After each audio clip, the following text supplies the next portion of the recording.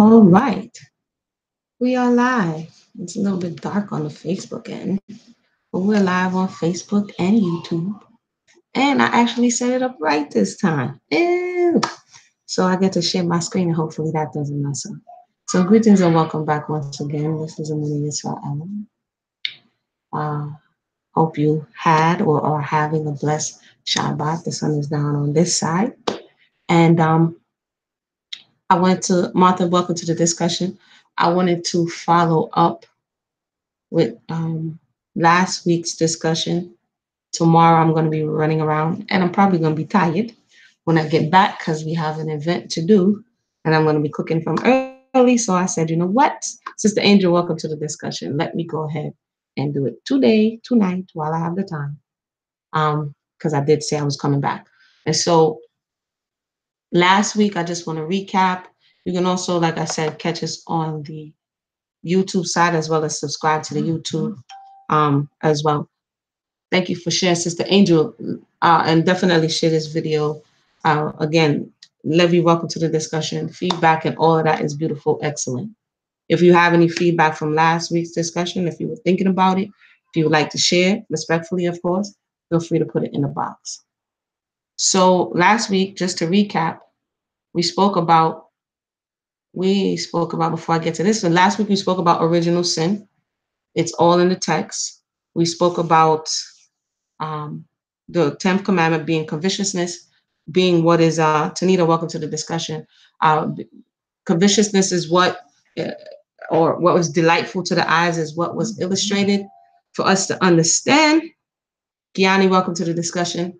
And so that's pretty much on the surface. You didn't have to come to my, secret dealings for you to see that. As we read it together, you see that that was the transgression first, and then it led on to violation after that.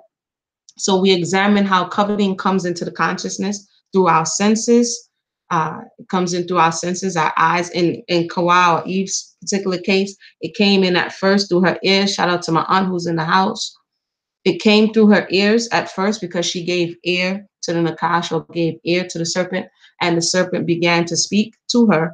And from there, it affected her eyes. John, Caleb, welcome to the discussion. It affected the way you saw things. And I like to bring it home. If you've ever seen something and it really has no meaning, and then someone begins to explain, or somebody begins to show you the features, and all of a sudden you see it in a new way, or people do it with mates, people do it with objects. They go to the home shows to see whether or not the thing has any value, and they'll be like, oh, it's just an old clunker that was in the basement. And then the person says, do you know what you have here?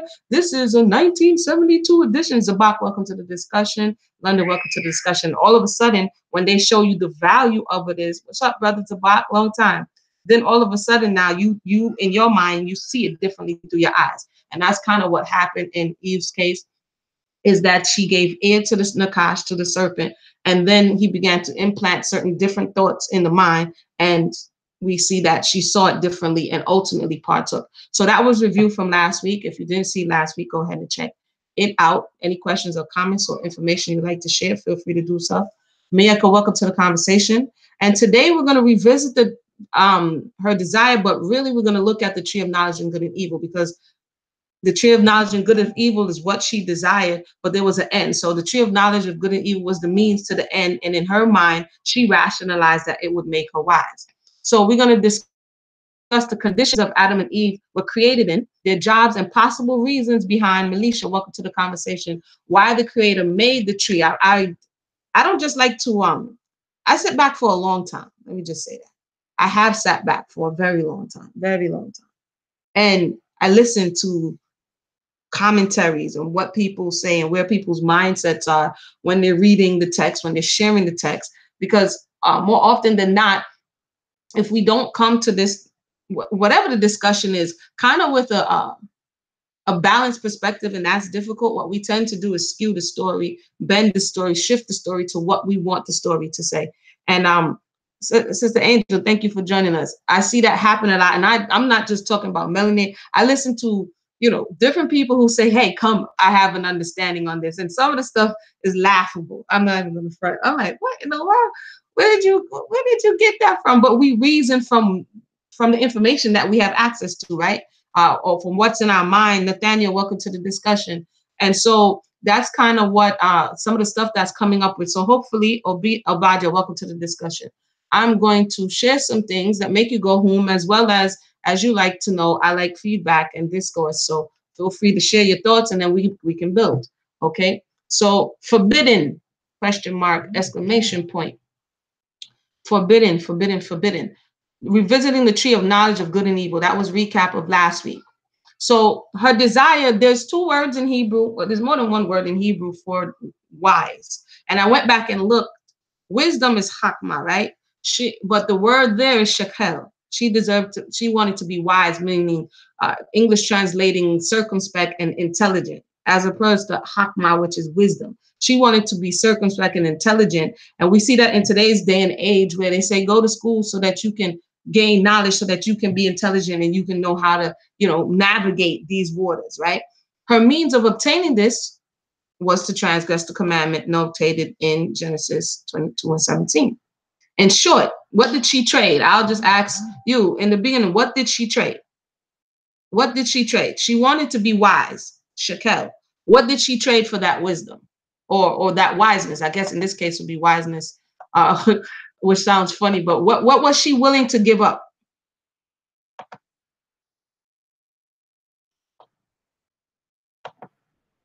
Anybody?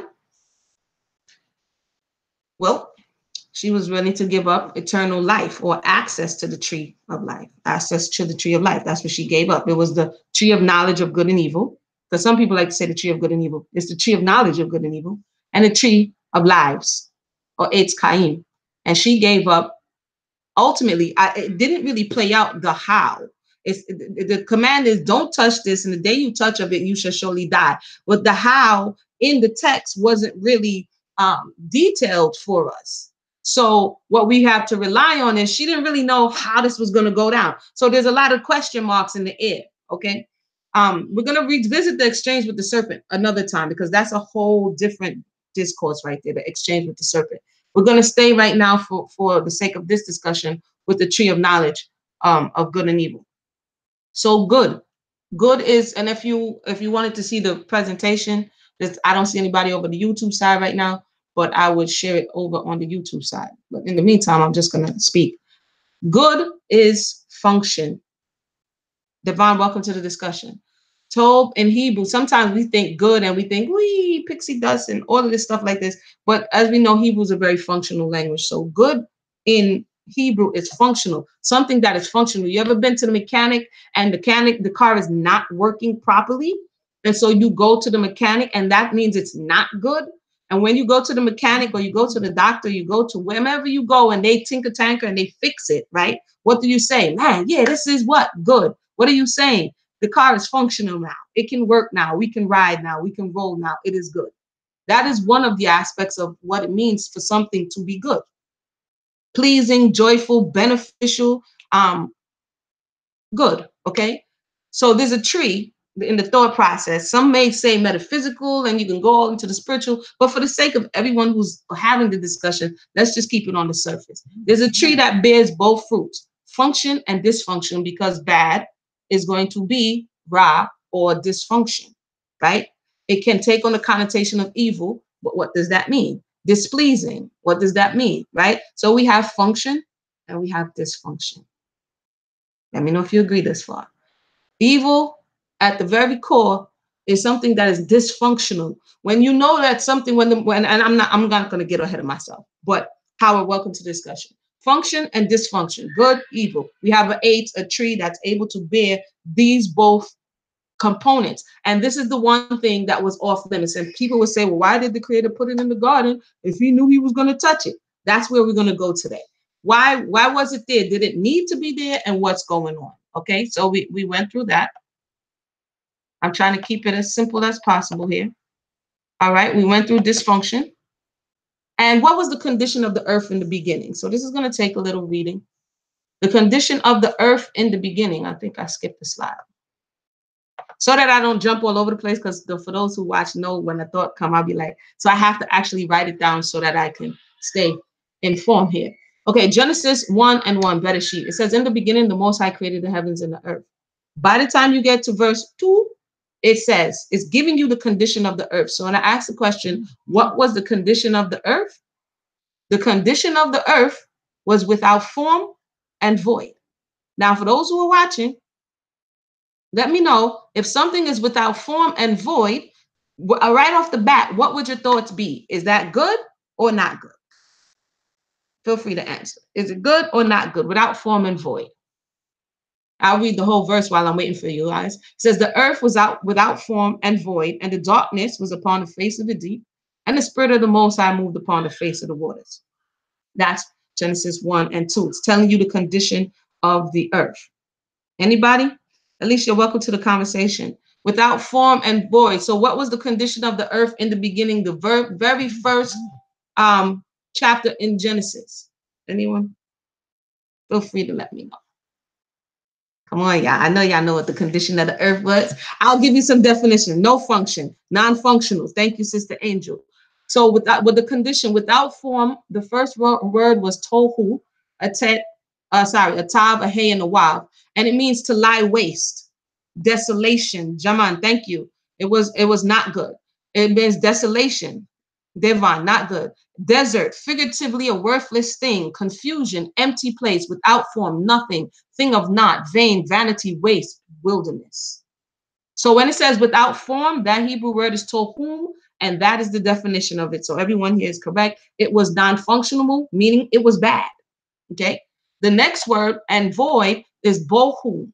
The bait, the hay, and the wav is the base or the root of the word, and it means empty, undistinguishable ruin. So we've all agreed, based on the text, that the initial state, when the curtains open, and this is the book of Bereshit, and the curtains open, like, the curtains have opened, and we're like, whoa, what in the world? It's like one of those movies that you're watching, and it's like, what in the world is going on here? What's this?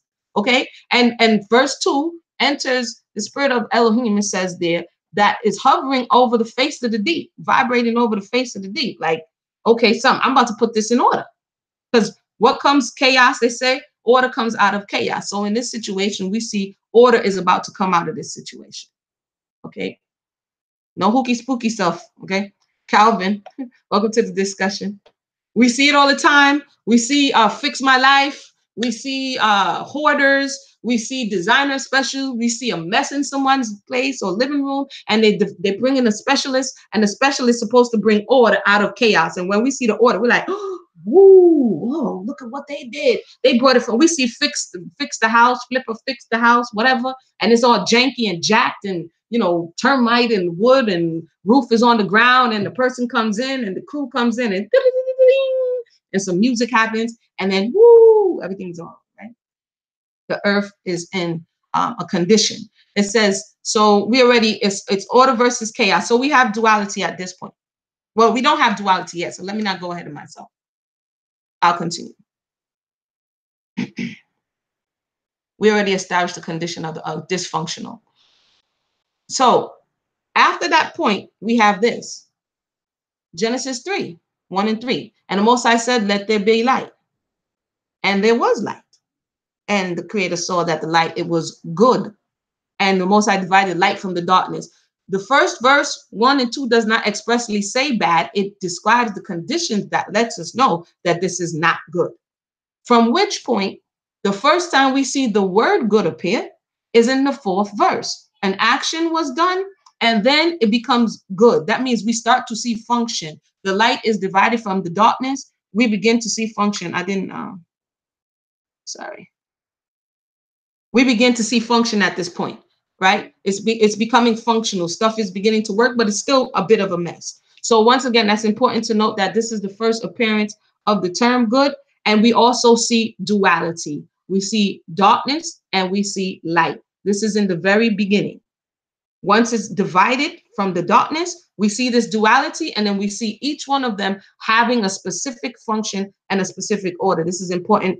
Please note that, because we're talking about the tree of knowledge of good and evil. And I was doing my study, and after, like I said, I listen, I read, and I'm like, wait a minute, go back to the beginning. And so I ended up going back to the beginning before we go forward.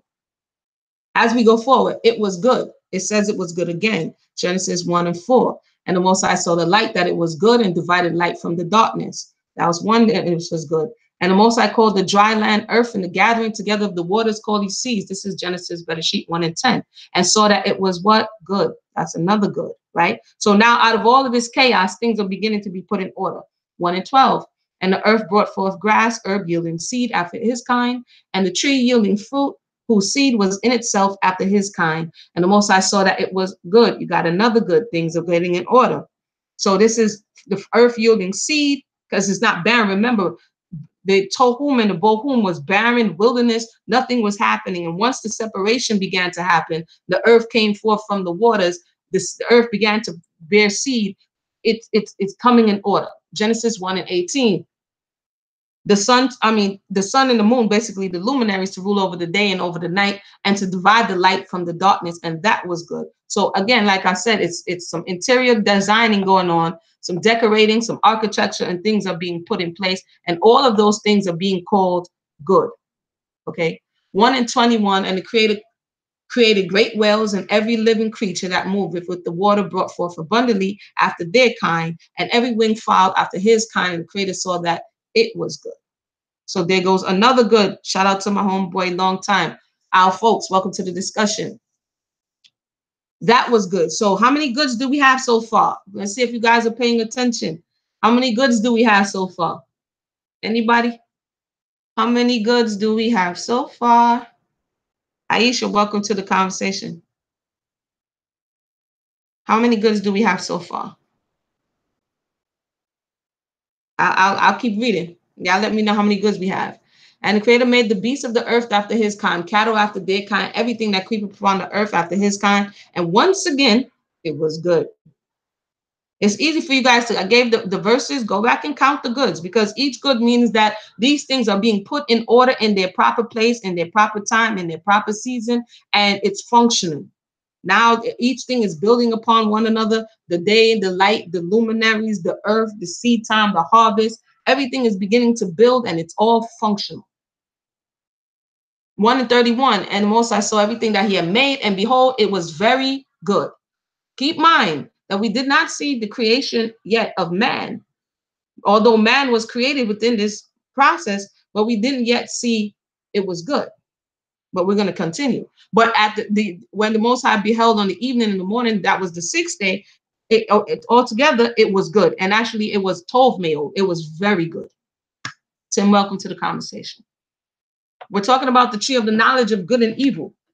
Some people ask the question, why wasn't it in the garden? Sakara, welcome to the discussion. To begin with, what was going on with that? What was the purpose? And right now, what I'm trying to illustrate is that in functioning, in putting things in order within creation, when at first, the first estate, when the curtains opened in Genesis was disorder, the Creator begins to put everything line by line in order, and by step, it became functionable. It became good. Okay. So I will recap for those who weren't counting all of the things that was good in the retelling. It was 7 times. The light was good when it separated from the darkness. Aaron, welcome to the conversation. Gathering of the seeds from the dry land was good. The earth yielding seed was good. The luminaries in the sky, which is the sun and the moon and the stars, were good in their time and their season. The purpose they were created for. Sea animals and winged animals, that was on the 5th day. That was good. Beasts on the earth was on the 6th day, and the beast on the earth was created on the same day as man, which is the 6th day. And at the end of all of that, it was all tov me'od. Everything is functioning. It's no longer chaos. It's no longer desolate. It's looking good. Okay. Balance is good.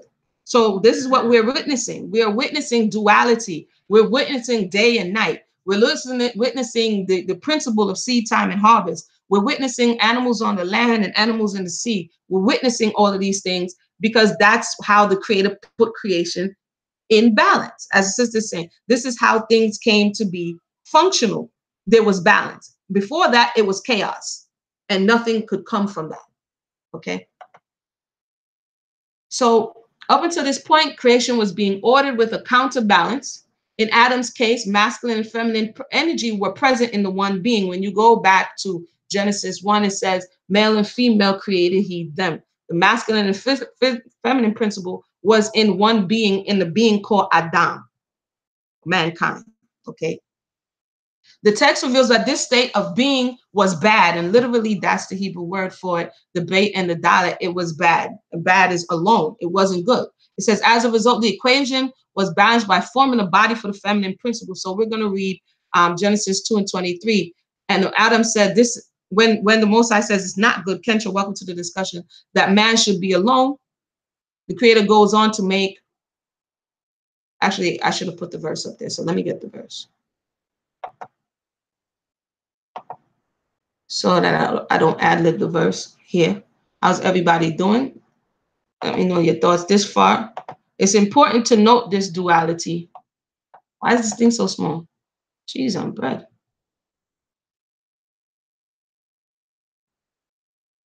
How you doing? It's important to note this duality, because the tree of knowledge and good of evil is not out of place. Remember, evil was already in the earth, or disorder or dysfunction was already in the earth. And now that everything is being set all right, and everything is being set in its order, to say that it didn't exist before would not be in line with all of the things that we see unfolding before us. But there is a prohibition on it, and it's a reason. Where am I? Oh, here we are. 2:18. And the Most High said, it is not good that man should be alone. Again, that word is bad, labadhu. This is how it's translated. Not good that the man should be alone. I will make him a helpmeet for him. So again, there we see that balance again.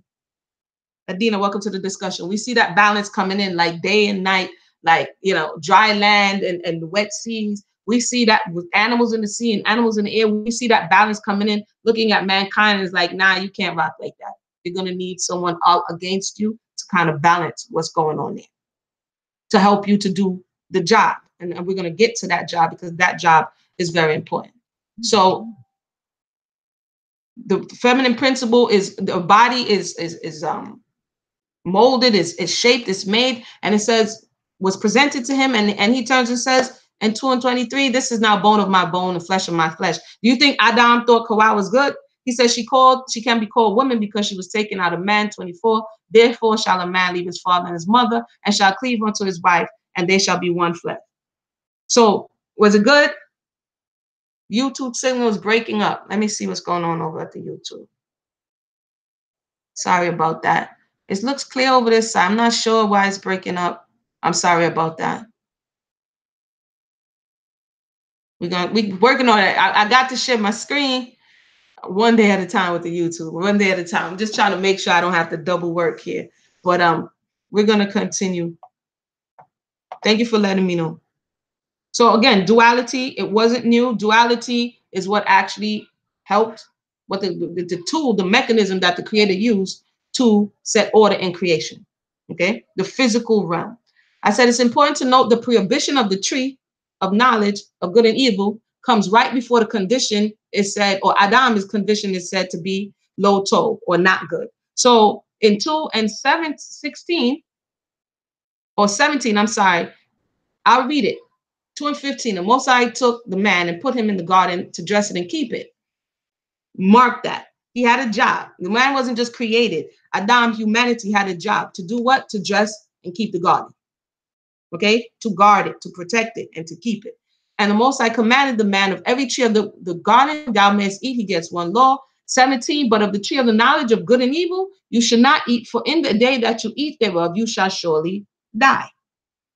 Right after that, 2:18 says, it's not good that man should be alone. I'll make him a helpmate. So when he gets this directive, the masculine and feminine principle is within the one, according to the text, within this one body.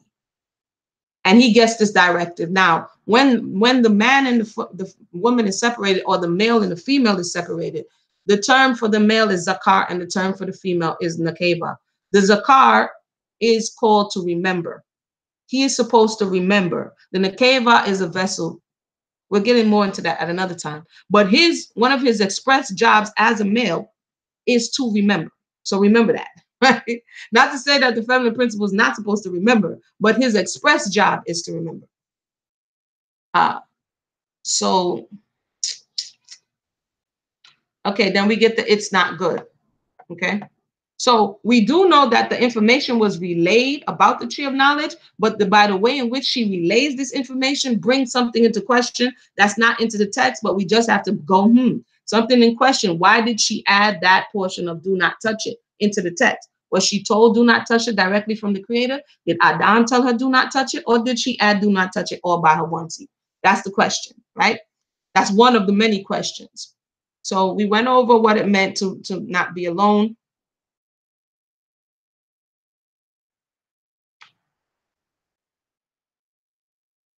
Okay, we went over day 6. Everything is good or very good. They have the job description to dress and to keep the garden. He gets help to accomplish this job and to subdue the earth, because we see in Genesis 1, it says that be fruitful and multiply and subdue the earth. All of these things were what was in the job description. Okay, whether or not, here's the question as I was researching this. I said the text does not reveal that they would have known anything about the days of confusion. So they're created on the 6th day. Now, I don't necessarily subscribe to people like it's 1 24-hour day. It's an expanse of time. Okay. Some may say it's 7 actual physical days. To my understanding, as it stands right now, it's an expanse of time. And during this expanse of time, they are created right before the 7th day caps creation, right? 7 days of creation, or 7 expanses of time that ultimately caps creation. Whether or not they would have been aware of what was in the beginning, we're getting a snapshot of the beginning because the narrator, the scribes are telling us in the beginning. Whether or not they had this snapshot, I don't know. Okay. So whether or not they were aware of the confusion, the chaos and disorder that was in the earth, or the evil that was in the earth before the recreation, I don't know. So as I'm thinking about that, I'm like, what can be like a modern day scenario that can kind of illustrate the position that they were in? So it's kind of like parents who grew up in the ghetto, okay, for generations, and they finally worked their way up out the ghetto. And when their children were born, they were born into the lap of luxury.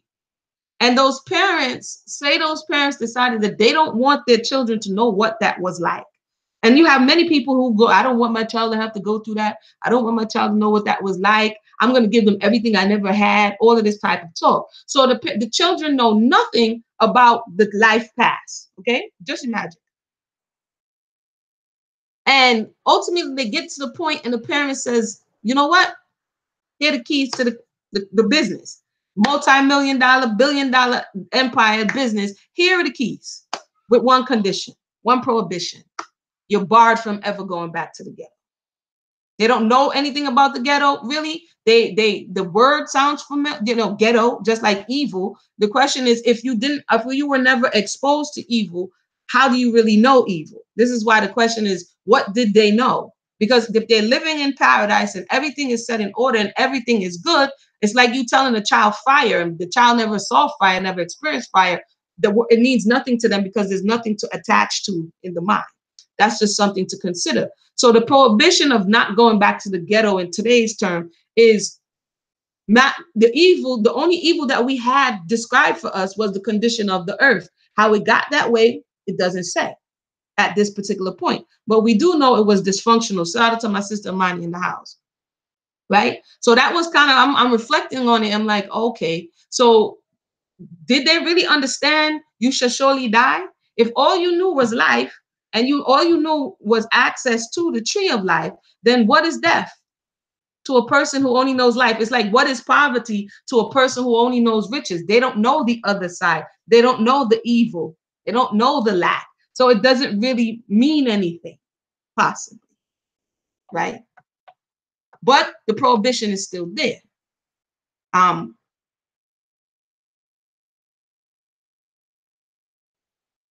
I said there's a strong possibility that the only prohibition, the tree of knowledge of good and evil, that you should not eat on, placed on humanity, has to do with keeping the self in order, and by extension, keeping the creation in order. Remember, the creator is going about putting creation in order. So Adam and Eve has a job.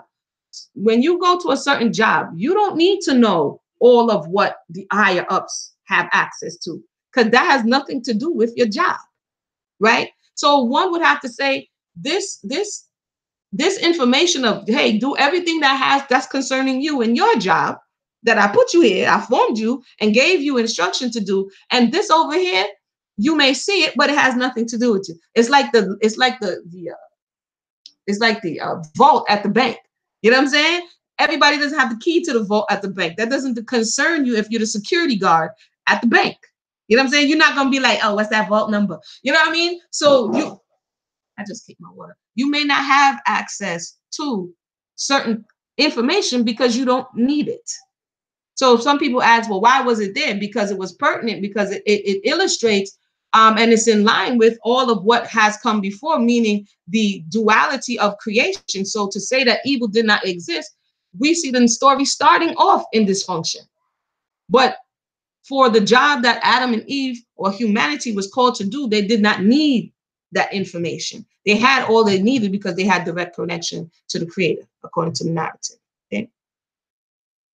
So I asked the question, did they need evil to do their job? Did you need to know about evil to do your job? You didn't have thorns and thistles. You subdued the earth. No wild animals was going to jump on you and attack you. You see what I'm saying? You were in control, so you really didn't need that information because it had nothing to do with you. So were they informed enough to do their job? Do you think they were informed? So far, do you think I'm bugging out? Let me know. Let me know your thoughts. Did they have enough information to do their job? Did she need to know more? Were they just being nosy? Did they just have to get more information? This is where we're going to get to what she later on coveted. But when you unpack the story and uncover the story and begin to really think about it in the terms of what humanity was formed and created to do, you maybe get a different understanding of what's going on and actually what happens in our everyday lives when we transgress boundaries that A, don't concern us, and B, we don't necessarily need to know to do what it is that we need to do or came to do. So job description, Genesis 1:27, and I'm almost done, y'all. So thank you for sticking with me. This is not going to be a long one. Genesis 1:27 says the Most High created man, or Ha-Adam, in his own image, in the image of the Creator. And it says the Elohim, right? Created he them. Male and female created he them. So they were already created in the image and likeness of the Creator. Remember, the serpent later comes and says, you will be like gods, knowing good and evil. Daryl, hello. You didn't need to, you didn't need to say you would be like gods, knowing good and evil. You didn't need to know good and evil to do your job. Sakara says, man knows not by being told. At this point, yeah, I would have to agree. At this point, now we learn through experience. But there was a point, according to the narrative, that we did not learn through experience. There was a point that we learned through hearing, right? Because it was already within us. They say, whatever you're searching for is already within you. It was already within us. And so we didn't need to physically experience it or yada, because the tree of knowledge and good and evil is the knowledge of, and how we attain this knowledge through our senses. Now we have to go about knowing through our senses. Before that, we didn't have to go about knowing through our senses necessarily. 1:28, the Creator blessed them and said unto them, be fruitful and multiply, replenish the earth, subdue it, have dominion over the fish of the sea, follow the air, over every living thing that move upon the earth. Again, once again, job descriptions.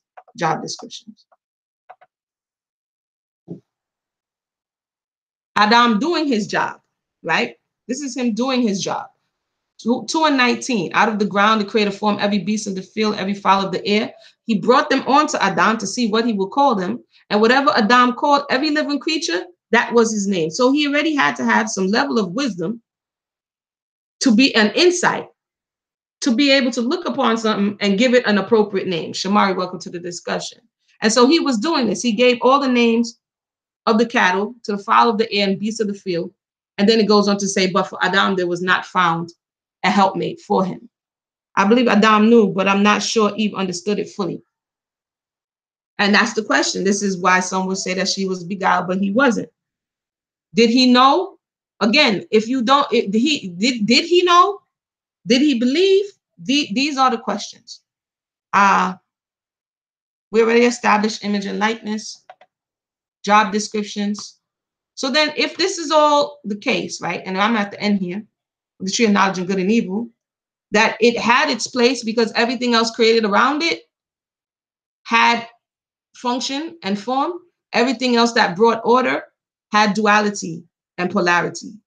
And so the tree of knowledge of good and evil, according to these things, were not out of place because you wouldn't have good or function without dysfunction. There's nothing to compare it to. You know what I'm saying? For me to say, oh yeah, it's dark outside, it would have had to be light outside for me to know the difference between darkness and light as we are here, because this is the world that we're living in now. When it's just pure darkness, then what is darkness? You get into the whole philosophy, well, what is darkness or what is light? You know what I'm saying? And so we have this all around. So the tree of knowledge of good and evil, in my estimation, wasn't out of place. It was just out of limits for his particular job description, for their particular job description. With that being said, I'll ask a few questions.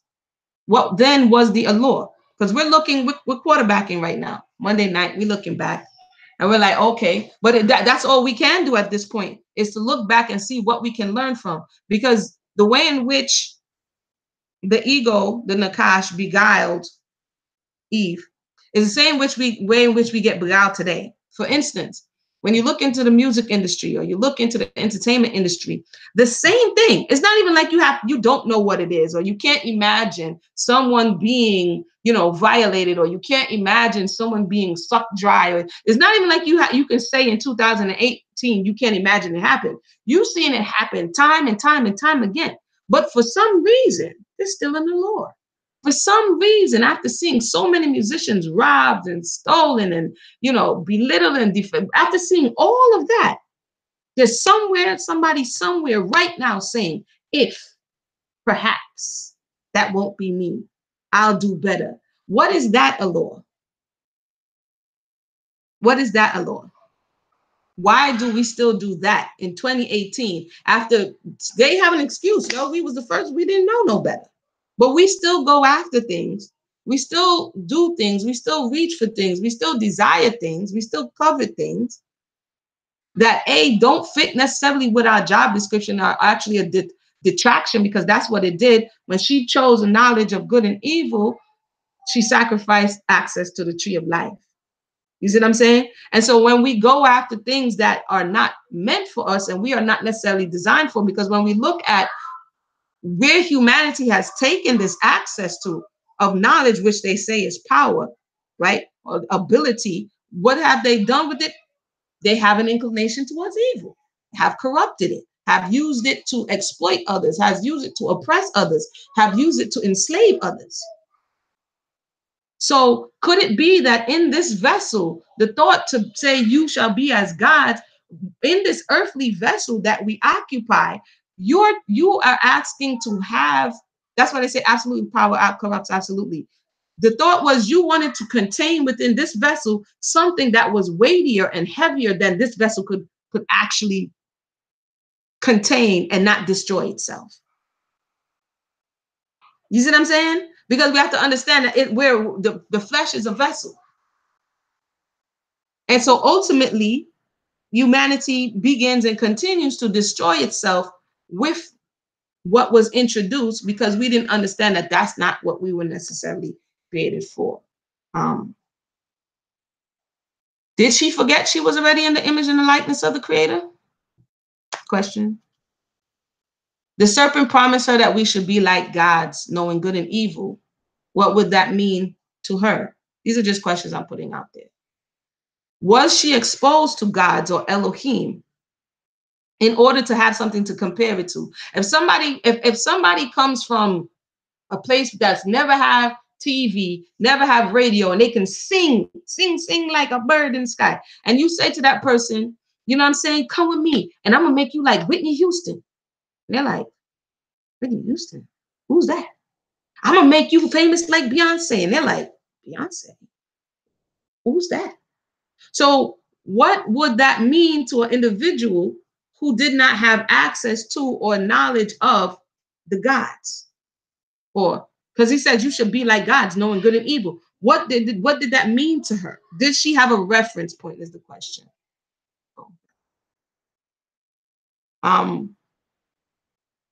And again, I asked the question, did they really understand what you shall surely die meant? Did they understand death if all they knew was living? questions. So that's what I have for you this week. Join us next week for some more deliberation on some of the topics that are often swirling around there and have so many takes on the matter. But it's clearly there in the text. And if we look for the continuity within what it is that we're reading, we will begin to see it unfolding. Yes. Thank you. No. We're going to make some tea. We'll begin to see it unfolding, that it did have place there. It just didn't have. It's like, why did you put this, bank vault here and you know that I was going to go in it? Like, what? I mean, like, what do you do? Why did you put this cash register here and you knew I couldn't hold myself from there? Like, what are you talking about? Well, so do you go to work and like, oh, boss, why did you leave your desk in the middle of the office when you knew I was going to rummage through it? And I mean, like, okay, so there's nothing that's supposed to be present because we can't control ourselves. Like, that's some of the thought processes that I've heard on the matter. So let me know your thought backs. Did she know she was in the image of God, a G-O-D, the creator? Question. The text tells us that man was created in the image of Elohim. Some people ask the question, in what way is that? You know what I'm saying? In what aspect? But the serpent clearly tells her in what way? By knowing good and evil. It's not like you're going to fly like the Elohim, or you're going to teleport like the Elohim, or you're going to be omniscient like the Elohim, or omnipotent like the. It doesn't say that. It says the way in which, particularly here, is knowing good and evil. I'm going to try, Daryl. I did it last week. So if you missed last week's conversation on covetousness and it being the first transgression, which is the 10th commandment, then you can check it out. I'll put the link here and you can check it out. Like I said, oftentimes I study and I've been kind of reluctant, I ain't going front, to share in certain capacities. And then I watch and observe a lot of the information that's out there. And I'm like, what? And sometimes I gotta be like, where in the world did you get that from? And so, I just feel compelled at this time to share. And so that's kind of what I'm doing. And again, feedback is welcome. If you don't agree, if you have another take, like, I'm not getting into this whole, all of these things that people drudge up about what the tree was. And I'm looking at the principle of the matter. Once we can get the principle and the formula, then we can apply that in our lives and it be beneficial to us wherever we may go. But if we get stuck and do not get the principle, the essence of what's being said and what's conveyed in the story, and realizing that it's a cycle and it continues to repeat itself, then you become kind of dogmatic in your religious views and you really don't grow. You really don't progress. You really don't elevate. You know what I'm saying? You get kind of stuck. And that's what I see, unfortunately. Stuck. So everybody have a blessed night. We'll talk soon. Questions or comments, leave it under the box. 1. All right, YouTube, it worked. I was getting a little choppy, but we're going to work it out.